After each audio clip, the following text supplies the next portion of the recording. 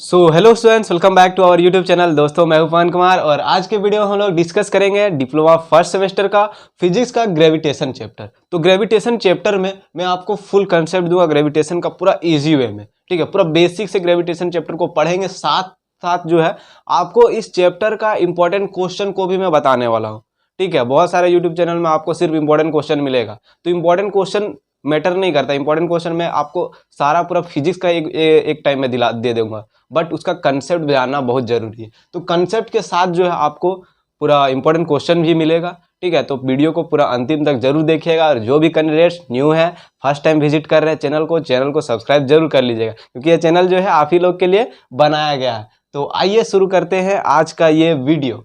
Gravitation chapter को शुरू करने से पहले हम लोग क्या करते हैं कि एक छोटा सा कहानी सुनते हैं। ठीक है, सबको कहानी सुनना पसंद है। ठीक है, तो छोटा सा कहानी हम लोग सुनते हैं। ठीक है, छोटा सा कहानी हम लोग देखेंगे, मैं छोटा सा कहानी सुनाऊंगा। ठीक है, तो ग्रेविटेशन चैप्टर में हम लोग जो है न्यूटन बाबा का कहानी को थोड़ा सा देखेंगे। न्यूटन, सर आइजैक न्यूटन का नाम तो सबको सुने होंगे। ठीक है, तो उन्हीं का एक कहानी सुनो। ठीक है, माना जाता है कि न्यूटन जो है, ठीक है, न्यूटन बाबा क्या कर रहे थे कि जिस समय वो छोटे थे, ठीक है, छोटे होंगे या फिर हम ही लोग के जैसे, छोटे मतलब हम ही लोग के जैसे, ठीक है, ज़्यादा नहीं होंगे, 11-12 में पढ़ रहे होंगे। तो पढ़ने के दौरान में वो क्या थे कि बहुत ज़्यादा स्टडी वो करते थे बचपन में।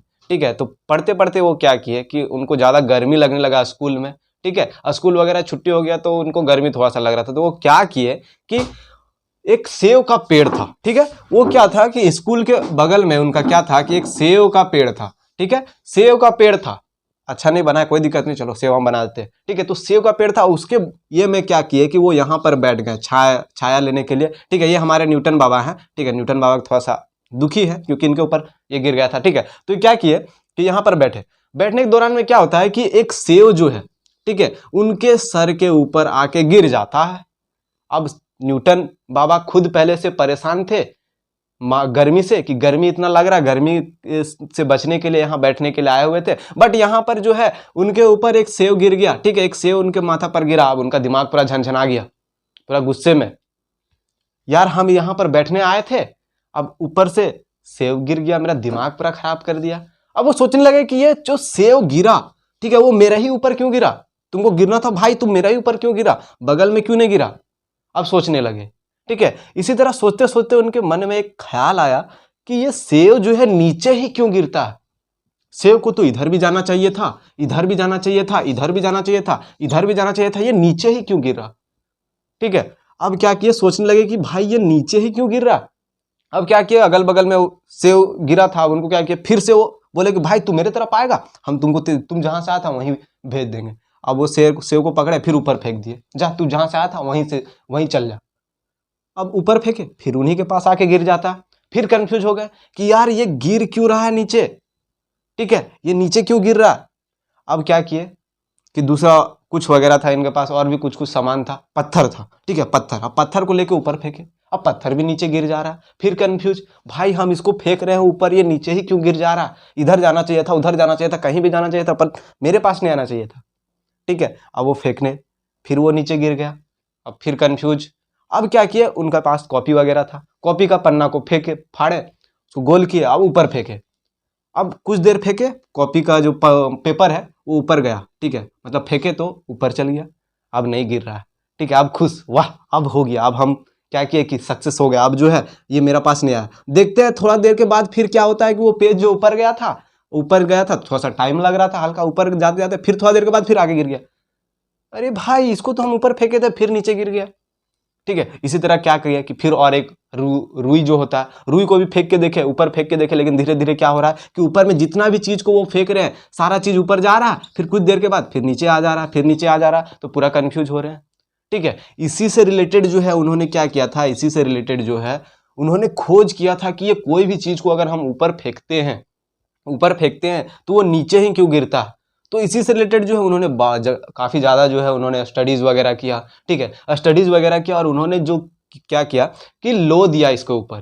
ठीक है, यही सब जो कोई भी चीज़ है ऊपर से हम लोग का नीचे की तरफ क्यों गिरता है, तो वो सारा चीज़ जो हम लोग ग्रेविटेशन चैप्टर में पढ़ेंगे। कहानी थोड़ा सा लंबा हो गया, बट कोई दिक्कत नहीं, वीडियो जो है थोड़ा सा लंबा होगा, तुम लोग टेंशन मत लेना, बहुत मजा आएगा। ठीक है, यही सारा चीज़ को जो है हम लोग ग्रेविटेशन चैप्टर में पढ़ेंगे।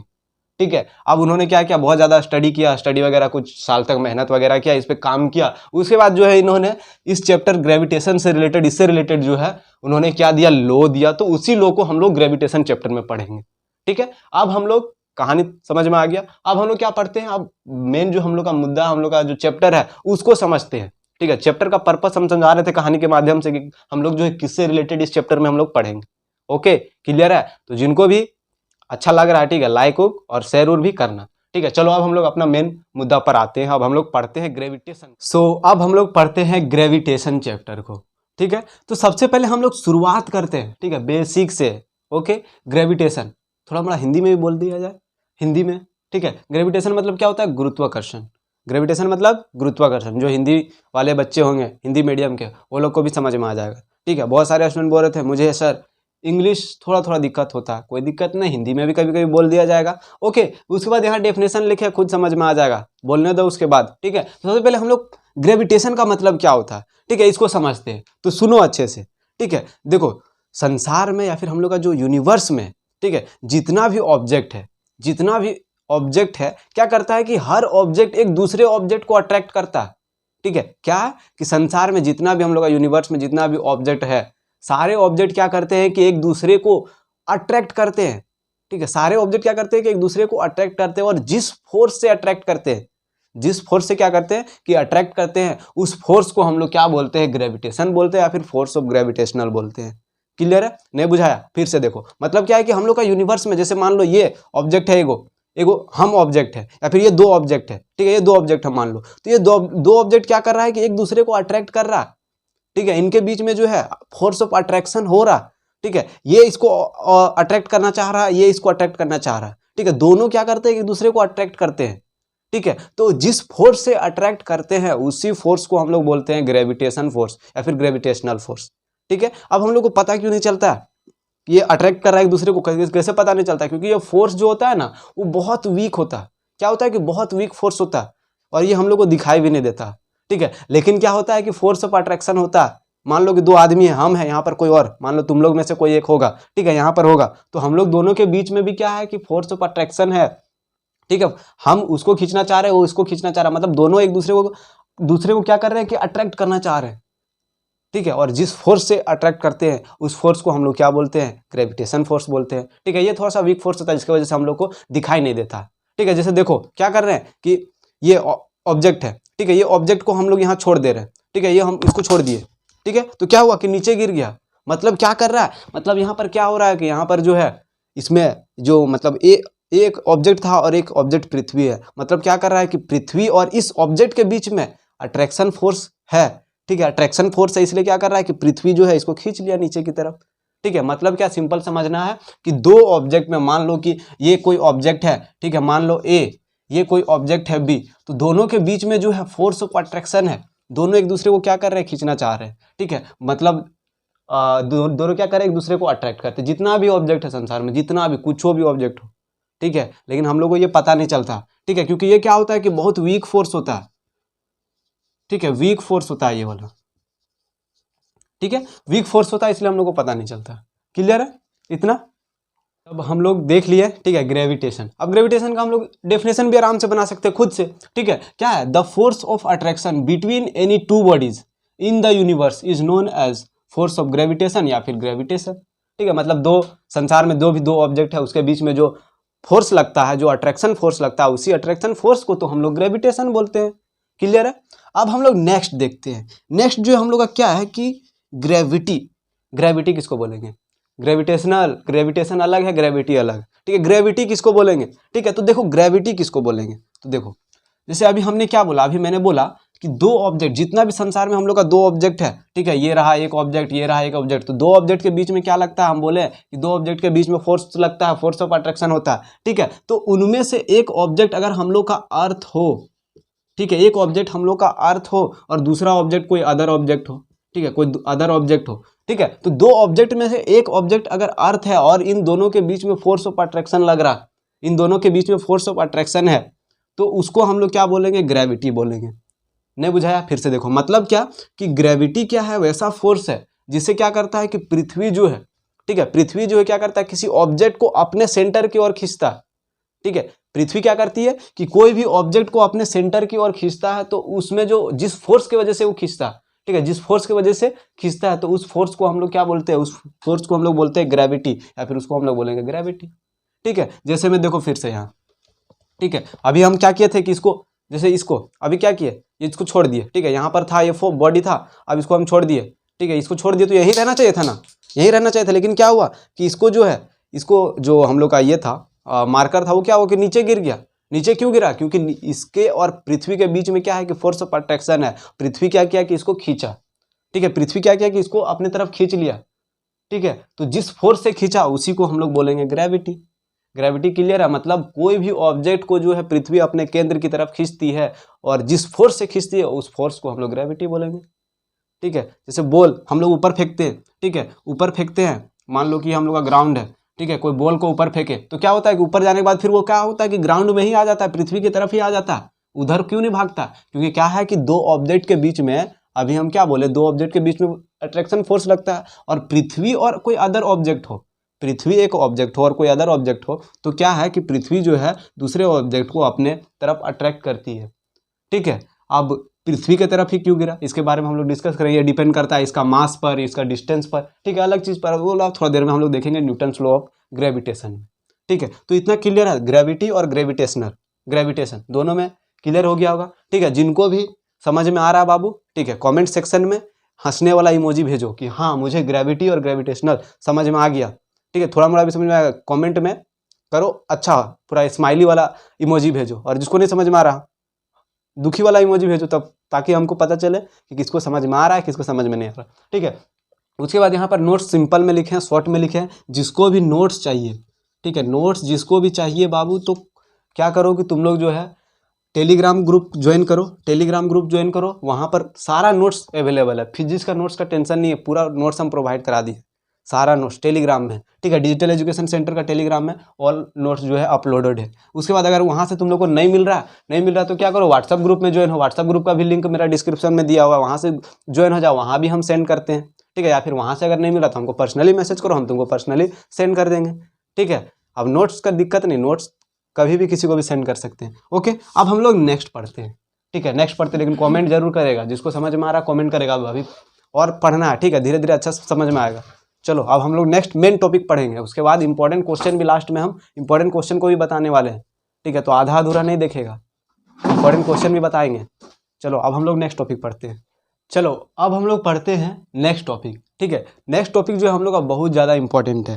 ठीक है, ये इंपॉर्टेंट टॉपिक है न्यूटन्स लॉ ऑफ ग्रेविटेशन, जिसका शुरुआत में चर्चा किए थे न्यूटन बाबा का। ठीक है, न्यूटन्स लॉ ऑफ ग्रेविटेशन, ये 7 स्टार वाला क्वेश्चन है बाबू, इंपॉर्टेंट क्वेश्चन है पूरा। ठीक है, हैवी इंपॉर्टेंट है, ये बहुत बार एग्जाम में पूछा जा चुका है। ठीक है, तुम लोग का 2019 में भी पूछा था, 2000 तुम लोग का अभी जो सीनियर 2021 में भी, पिछला बार जो फर्स्ट सेमेस्टर का था उसमें भी पूछा था। ठीक है, तो हम लोग समझते हैं न्यूटन्स लॉ ऑफ ग्रेविटेशन आखिर है क्या। ठीक है, तो सबसे पहले हम लोग टॉपिक समझते हैं, न्यूटन्स लॉ ऑफ ग्रेविटेशन मतलब क्या, कि न्यूटन ने क्या किया था कि ग्रेविटेशन के ऊपर जो है हम लोग का नियम यानी एक लॉ दिया था।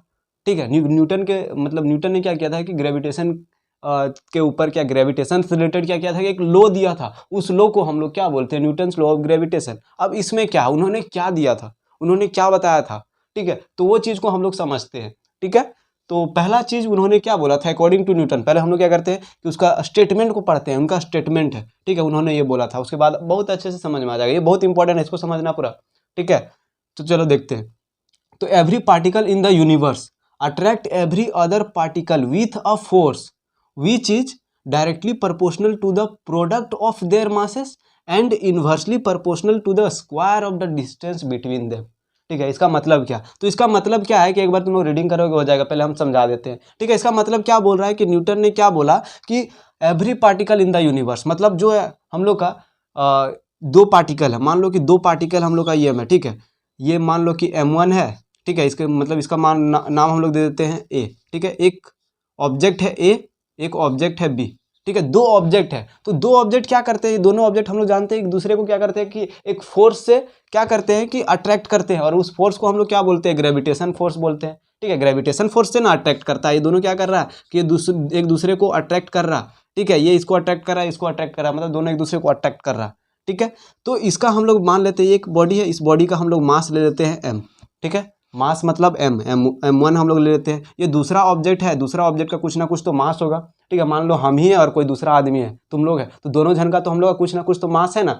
तो उसी पहला आदमी दूसरा आदमी, ठीक है, पहला आदमी का मास m1, दूसरा आदमी का मास m2 हम लोग मान लिए। उसके बाद ये दोनों के बीच में जो डिस्टेंस है, ठीक है, इसको मान लेते हैं r, ठीक है। हाँ, कुछ ना कुछ डिस्टेंस में तो होंगे ना, हम यहाँ दूसरा आदमी वहाँ, तो दोनों के बीच में कुछ तो डिस्टेंस रहा होगा ना, 1 मीटर का, 2 मीटर का, 1 सेंटीमीटर का, कुछ तो डिस्टेंस रहा होगा। तो उस डिस्टेंस को हम लोग r मान लिए, ठीक है। अब हम लोग को न्यूटन क्या बोल रहा है कि दो ऑब्जेक्ट हम लोग जानते हैं कि एक दूसरे को अट्रैक्ट करता है, तो अट्रैक्ट जो कर रहा है तो उनके बीच में जो फोर्स जो होगा, जो फोर्स तो यहाँ लग रहा है ना, तो फोर्स जो है वो जो फोर्स होगा वो क्या होगा, which is directly proportional to the product of their masses. तो वो फोर्स जो होगा, ग्रेविटेशन फोर्स जो होगा, वो इन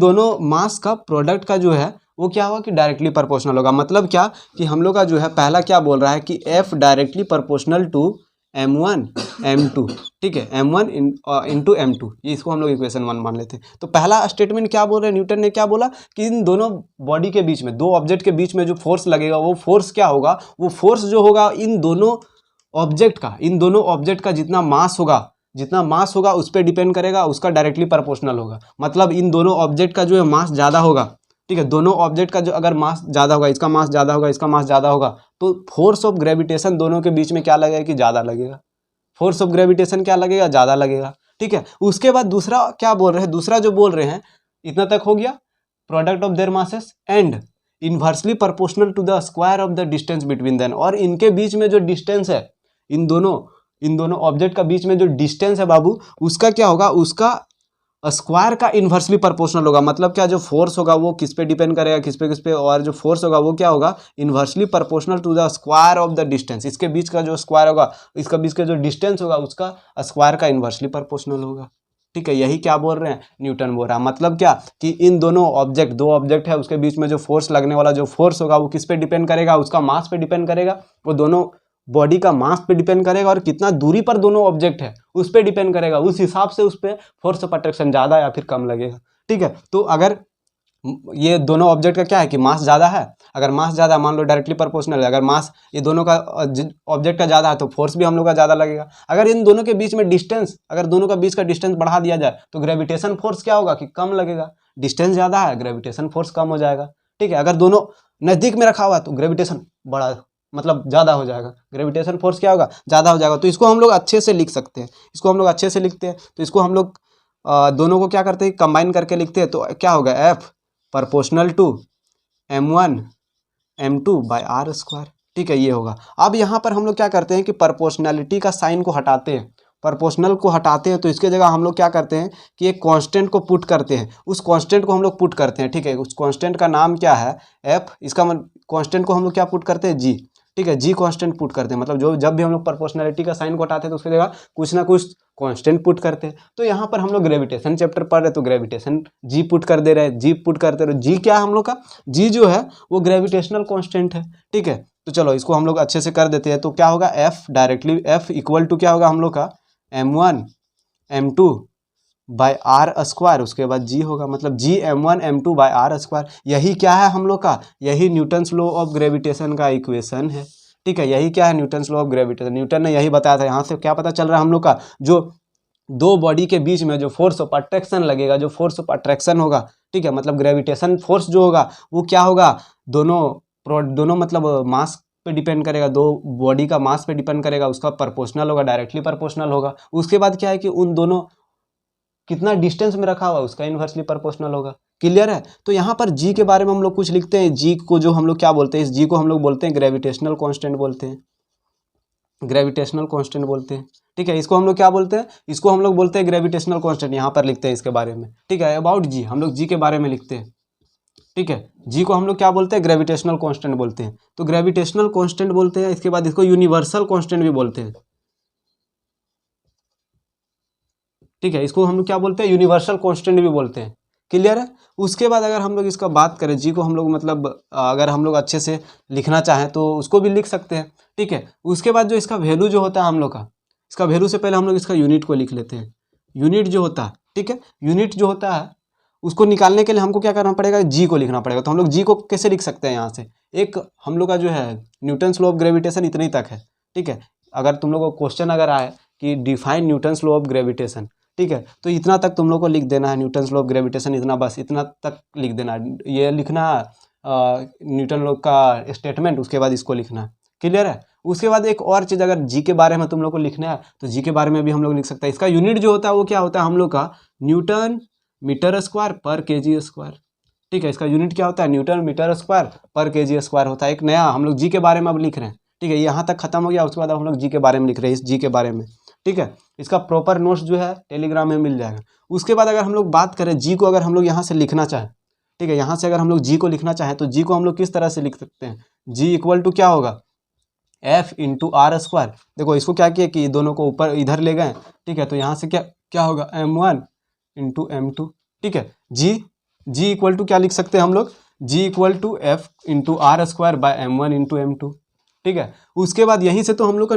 इसका ये आया है, क्या बोलते हैं, इसका यूनिट तो यहीं से आया है। फोर्स का क्या होता है, न्यूटन, ठीक है। उसके बाद आर मतलब रेडियस का स्क्वायर, रेडियस है तो रेडियस का यूनिट मतलब क्या है कि एक डिस्टेंस है, तो डिस्टेंस का यूनिट क्या होता है, मीटर स्क्वायर, मतलब स्क्वायर है तो स्क्वायर। उसके बाद यहाँ पर क्या है, इसका जो हम लोग का यहाँ पर क्या है कि केजी है, ठीक है, केजी इंटू केजी, मतलब 2 केजी है तो इसका क्या हो गया, यूनिट न्यूटन मीटर स्क्वायर पर केजी स्क्वायर, यही हो गया, ठीक है। उसके बाद अगर हम लोग इसका बात करें, इसका वैल्यू का बात करें, ठीक है, तो वैल्यू जो बहुत ज़्यादा इंपॉर्टेंट है, इसका जो वैल्यू होता है जी का वैल्यू, ठीक है, वो क्या होता है 6.67 इंटू 10⁻⁻11 न्यूटन मीटर स्क्वायर पर केजी स्क्वायर, ठीक है, ये होता है। यहाँ पर हम लिख दे रहे हैं इसका यूनिट को 6.67 इंटू 10⁻⁻11, ठीक है, 6.67 इंटू 10⁻⁻11 न्यूटन मीटर स्क्वायर पर केजी स्क्वायर, ये होता है इसका, ठीक है, ये होता है इसका वैल्यू।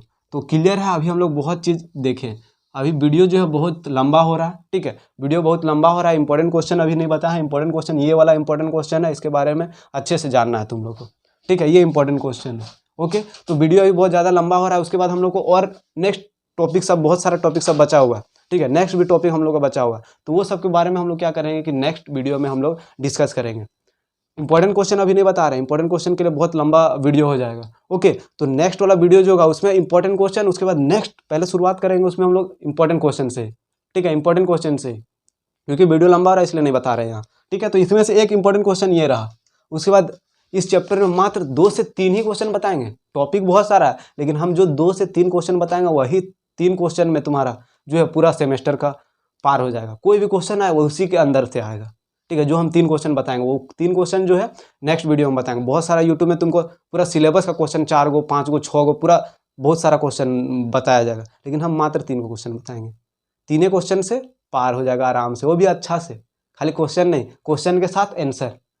तो नेक्स्ट वीडियो जो है तुरंत इसके बाद जो है कल हम अपलोड कर रहे हैं, तो उसको देखने के लिए मत भूलिएगा, उसको ज़रूर से ज़रूर देखिएगा, ठीक है। तो आज का जो है इतने तक रखते हैं, उसके बाद फिर हम लोग जी के बारे में अच्छे से डिस्कस करेंगे, और भी अदर जो हम लोग का नेक्स्ट टॉपिक है उसके बारे में डिस्कस करेंगे, ठीक है। तो जिसको भी वीडियो अच्छा लग रहा है अपने दोस्तों के साथ शेयर कर देना, और नया है तो चैनल को सब्सक्राइब जरूर कर लेगा, ठीक है, ज़रूर कर लेना, ताकि जो है तुम लोग अच्छा वीडियो चैनल के माध्यम से पा सको। पिछला भी वीडियो बहुत सारा है तुम लोग का, सीनियर सब के लिए हम बनाए हुए थे, ठीक है, तो तुम लोग के लिए अलग से हम वीडियो बना देंगे, टेंशन मत लो, धीरे धीरे अपलोड करेंगे, ओके। तो मिलते हैं बहुत जल्द नेक्स्ट वीडियो में।